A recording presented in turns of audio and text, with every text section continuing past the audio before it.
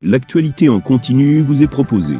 Et bien ravi de vous retrouver, chers auditeurs, sur votre nouvelle chaîne YouTube, 237 ActuNet. L'information de qualité sur cette chaîne est assurée par nos experts politologues et analystes politiques. Sans plus tarder, n'hésitez pas de vous abonner et surtout d'activer la cloche de notification pour être sûr d'être toujours informé des informations à la une dans le pays. Allez, si c'est fait, on peut commencer.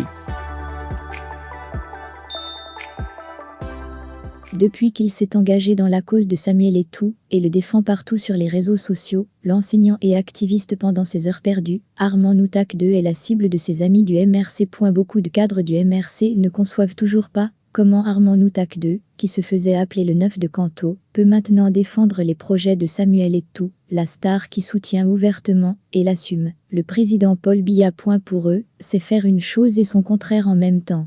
Depuis donc, Noutak II est critiqué par ses amis du MRC.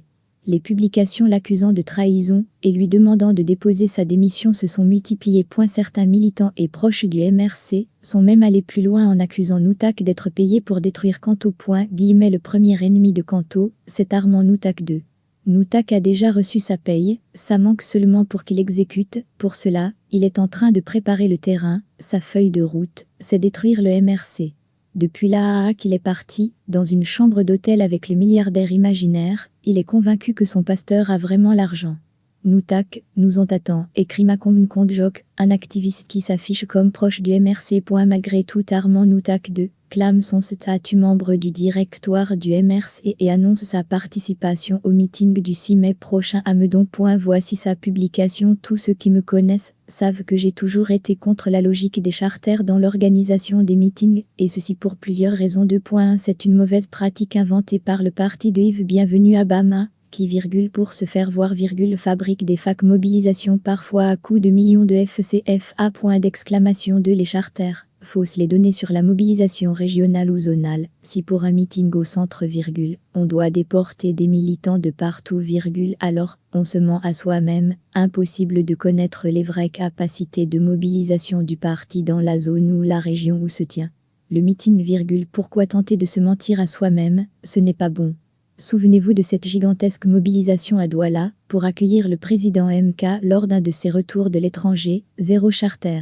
Souvenons-nous de son arrivée à Bafoussam pour visiter les sinistrés de Ngouache, zéro charter. Ces deux événements étaient d'ailleurs nés de manière spontanée. 3 Les charters donnent l'impression que les responsables locaux du parti sont incapables de mobiliser réellement. Je suis convaincu que le MRC Centre peut à lui seul mobiliser 30 voire 40,000 personnes pour ce meeting, surtout qui se tiendra un samedi. Conclusion. Je préfère de loin un meeting de 200 personnes représentatives réelles des capacités de mobilisation du parti dans une zone, qu'un regroupement de 100,000 militants transportés de partout. Ceux qui persistent dans cette stratégie n'aiment pas le président MK.